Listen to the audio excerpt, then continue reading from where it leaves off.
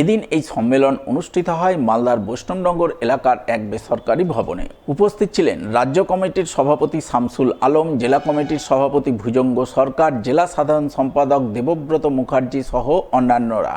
তারা সকলে মিলে প্রথমে সাংগঠনিক নানান বিষয় নিয়ে জেলা সম্মেলনে আলোচনা করেন।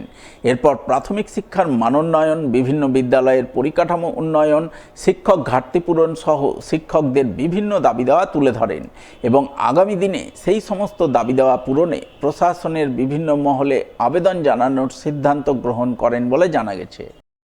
অরাজনৈতিক প্রাথমিক শিক্ষক সংগঠন অখিল ভারত প্রাথমিক শিক্ষক সংঘের রাজ্য শাখা পশ্চিমবঙ্গ প্রাথমিক শিক্ষক সমিতির 43তম মালদা জেলা সম্মেলন আজকে আমরা এই বৈষ্ণবনগর একটা লজে আমরা করছি। এই সম্মেলনের মূল উদ্দেশ্য হচ্ছে যে আমরা পশ্চিমবঙ্গ প্রাথমিক শিক্ষক সমিতি দীর্ঘ 1948 সাল থেকে সংগঠন আমাদের রাজ্যে চলছে। এই সংগঠনের মূল উদ্দেশ্য হচ্ছে শিক্ষা এবং শিক্ষকদের স্বার্থ নিয়ে সংগঠন কাজ করে।